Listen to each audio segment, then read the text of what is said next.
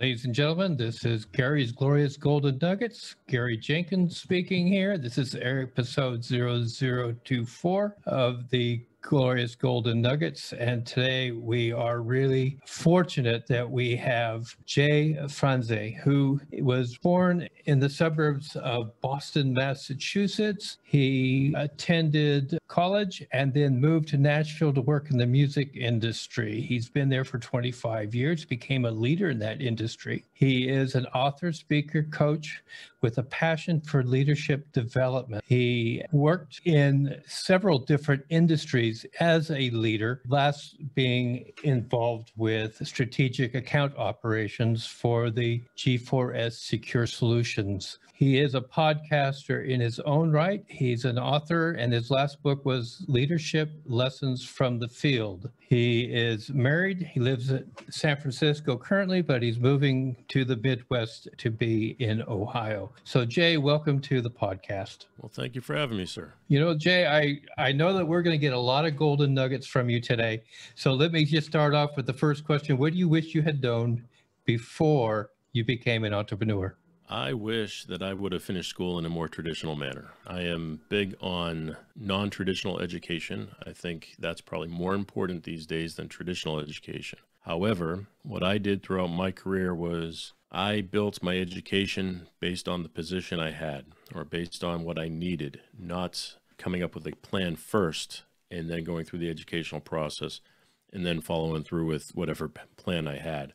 So what I would do is I would work my way up in the operations field that may have required a certain level of education. And then in order to move up to the next level, I needed more education. So I would go back to school and do another round and then get into a higher position, then go back to school and get another round. I also did the same thing in the audio industry. And I think that's something that if I had done it all up front, I would have saved a lot of my adult time. You know, it's really interesting that you say that because I'll tell you, I also have that untraditional approach to education. I actually was in the military where I got some training, and I somehow thought that equaled to okay in the civilian world, and it didn't. So I ended up having to go back to school. And every time it was ready for me to be promoted, it was time to go get some more education. So a non-traditional route is an interesting way to go about getting an education. I somehow think we get a better education.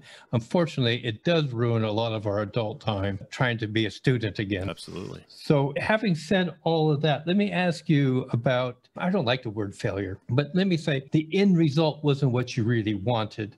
What was the biggest one of those non-end results that you wanted, and what did you learn from it? Wow. I'm sure there's many of them. We would not make it far in life without making mistakes. I think that every mistake leads to an opportunity to learn, and that's the way we should look at our mistakes. And if we're doing things correctly, we're going to have more mistakes than we are wins. So I think a lot of the things that I did, whether it be initially in education or whether it be throughout my audio career or even now in my leadership career, I think tackling, I tackle a lot of different projects and I enjoy it and I like being busy and I like the hecticness of having a lot of things going on, but they don't always come out to be winners.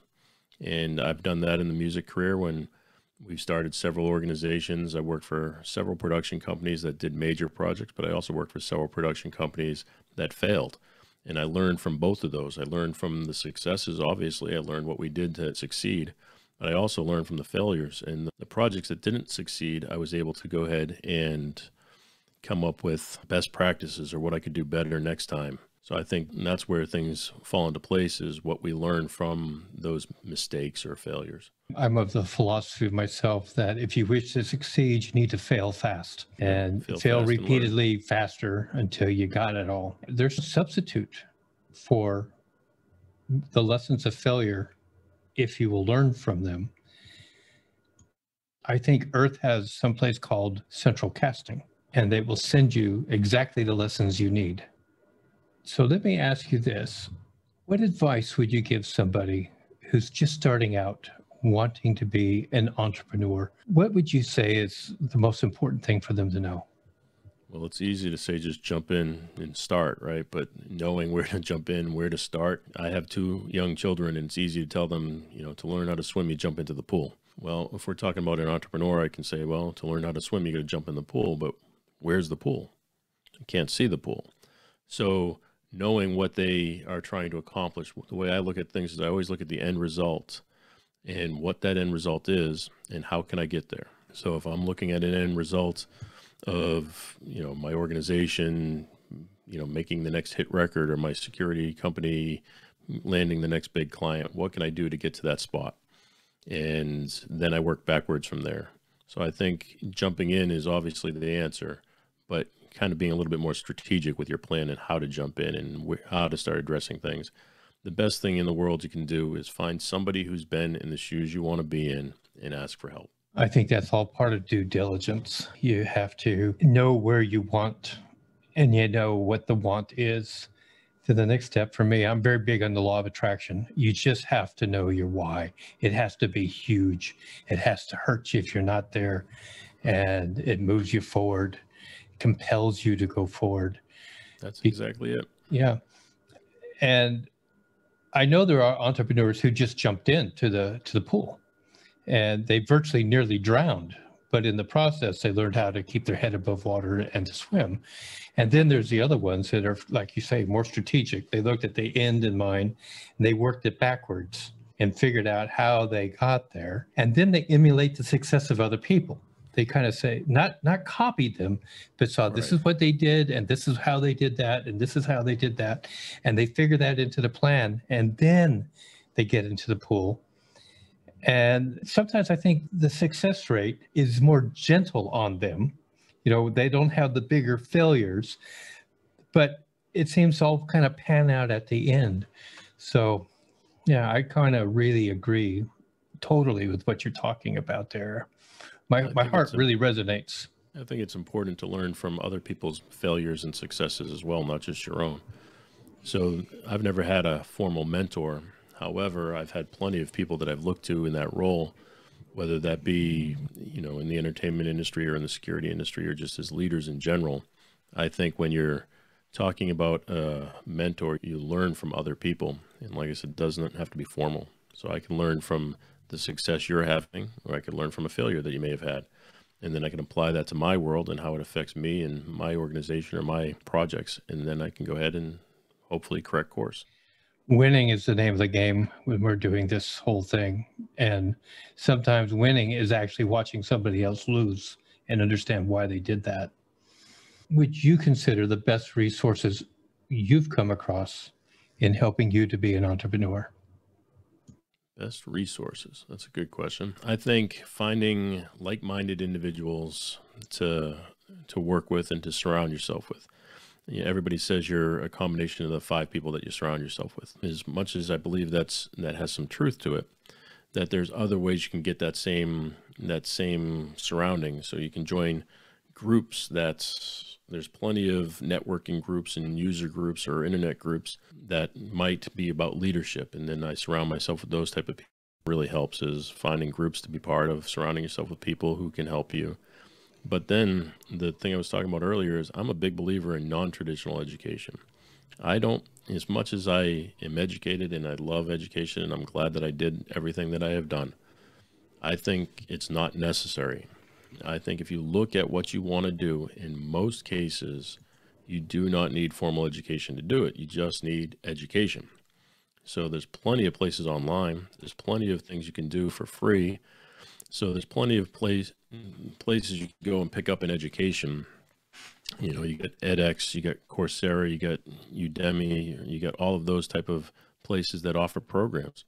So if you want to learn something, go take a course. Then find out if it's for you. Then find out if you like it enough to continue to pursue it. And like you said, have that passion inside of you that won't let you quit. Because then if you have that passion and then, you've invested a little bit into it of your time and your energy, and now you realize you really enjoy it, then maybe you can either pursue a program or find somebody to mentor you through it. And that's what I mean by that blend of traditional and non-traditional education. I couldn't agree with you more on your whole points there. I think people who jump into this entrepreneurship, especially online, oftentimes start off as solo entrepreneurs. They think they're all alone. Some of them actually have the idea that they have a website they have an email address, so they can just kind of hide behind that. But in time, you learn that you actually have to create these relationships with people, your customers, your suppliers, whatever it is that you're involved with. Just very much like a brick and mortar business, that relationship is everything.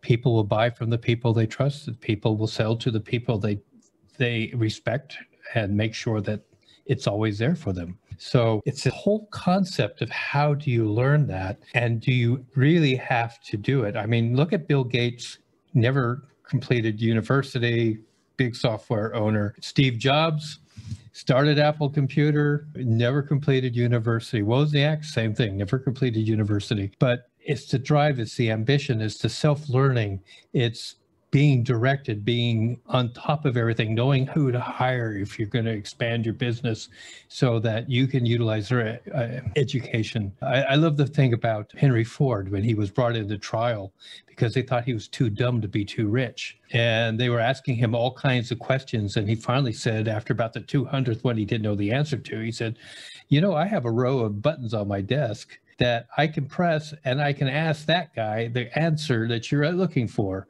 He says, I'm smart enough to employ them. What do I have to know the answers? Right. And really, why? Because somebody told you you should have a piece of sheepskin on the wall? It's what you can do that matters in the business world. It's what you can provide. 100%. Right. I remember the best piece of advice I got in college was an English teacher who told me you don't have to have all the answers. You just have to know where to find them.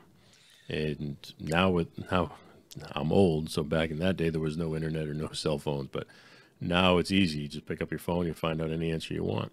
And to go back to your other point too, I notice that success doesn't necessarily come from education, but you need education to be successful. You can't, like you mentioned, and I see it a lot in the entertainment industry, that yes, someone says, you know what, I'm an entrepreneur today and I'm going to go ahead and build a website and I'm going to tell everybody I'm an entrepreneur or a solopreneur or however you want to look at it, but you don't have anything to offer.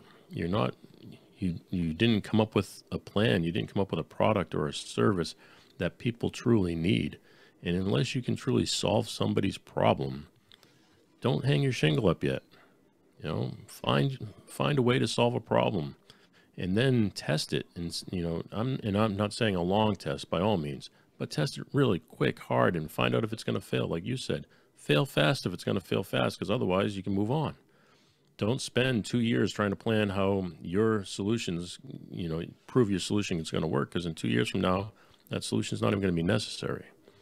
So find a problem, identify a way to fix it, and then hang your shingle up and fix somebody's problem. Excellent advice. People need to go get another wheelbarrow, because we've filled up one wheelbarrow with just golden nuggets here in this short amount of time together. Jay, what would you consider the best 3 resources that you've ever come across? You know, whether it's people, organizations, learning centers, anything, to help people along this leadership, entrepreneurship track? I would say the top 3 things that I use on a regular basis, from, again, because education can't stop. I think edX, or even sometimes Coursera, and those are the ones I use the most. I think edX is the most amazing platform whatsoever, because you can get free education.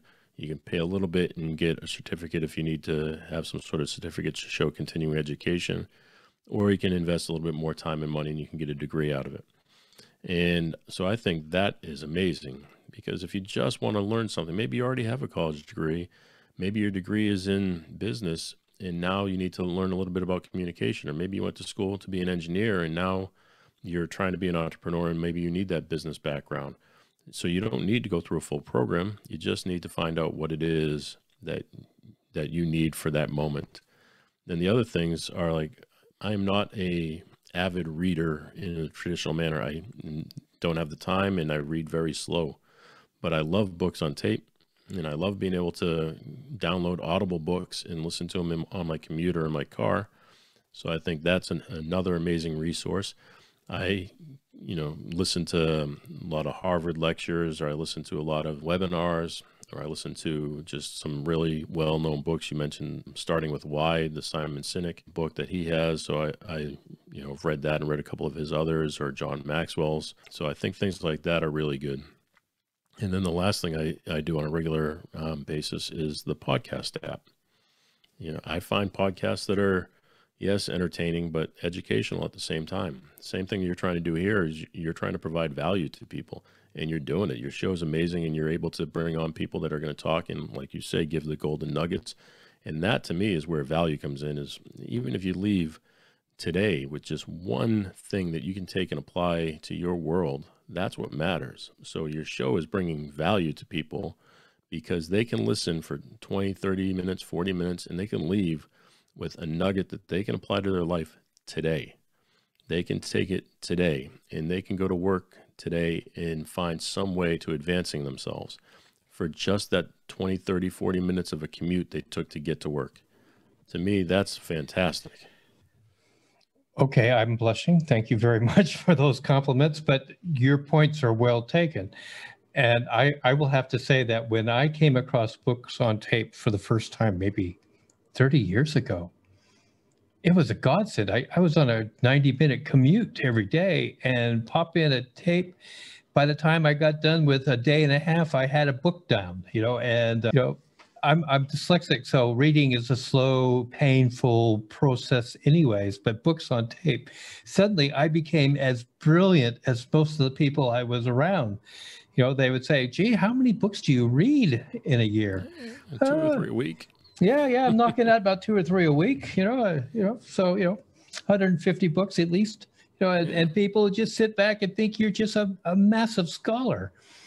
But it doesn't matter how you get the information, it's just get the information. So that's absolutely correct. So let me ask you this. What is the most common myth you'd like to debunk about being an entrepreneur?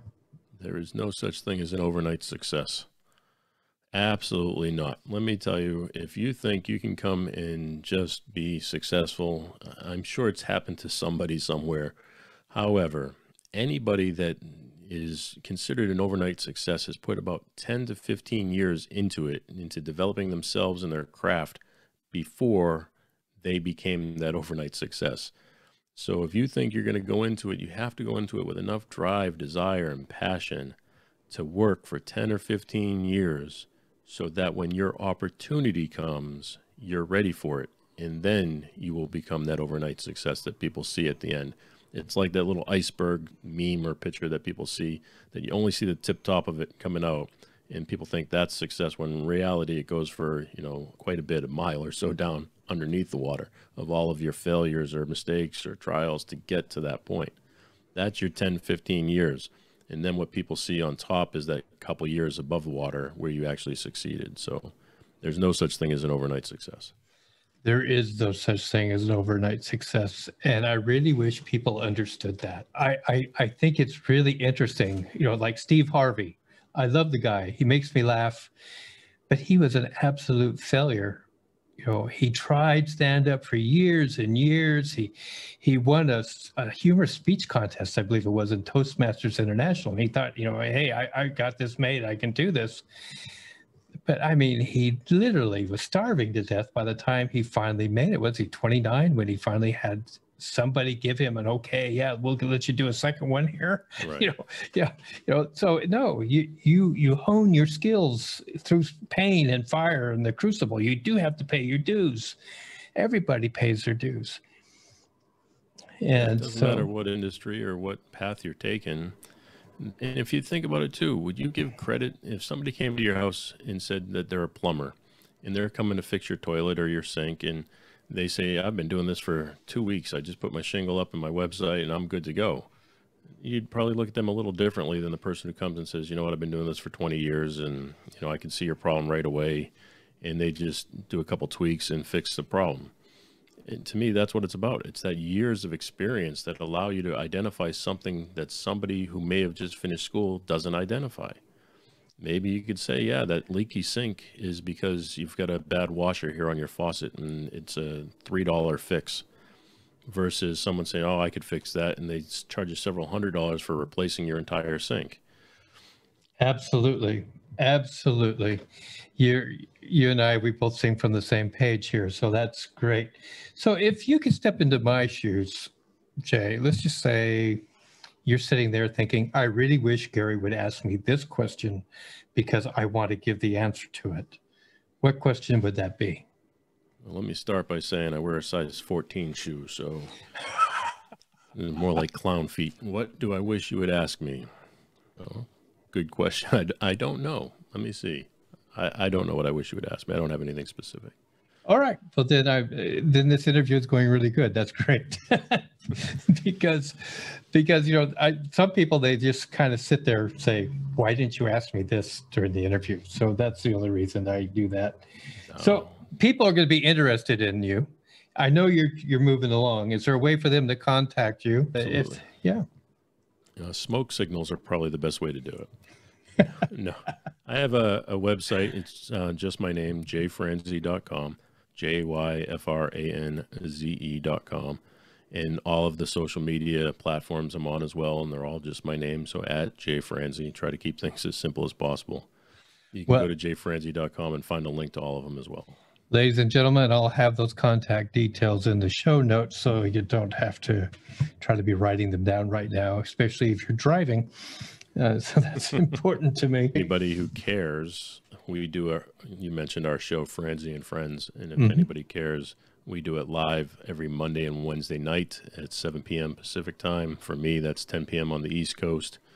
But 7 p.m. Pacific time, live on Facebook, YouTube, and all the platforms. And then we release it a few days later and for the world to see on the podcast land.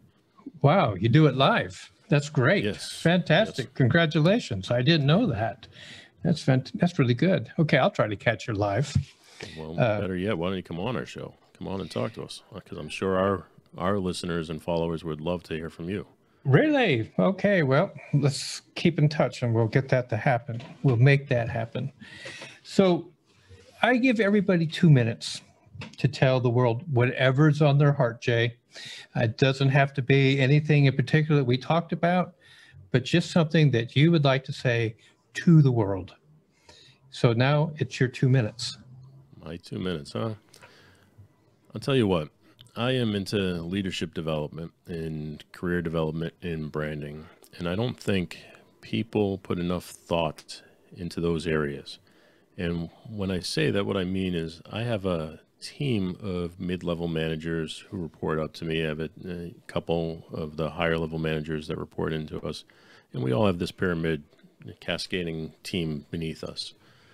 And I'm always trying to help them. And I'm always trying to guide them and tell them things that nobody told me when I was coming up. Because I think I could have made it faster if somebody told me a few of these nuggets that we call them.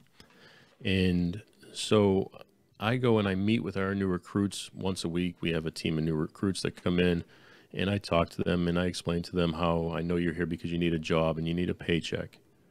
However, if you know how to turn this into a career, you can actually make something out of this. And then I give them that little bit of wisdom and who to talk to them, what circles to hang around with, and who to surround themselves with, and what education they might need to get to the next level, whether it be formal or informal education. Those are things that nobody ever told me.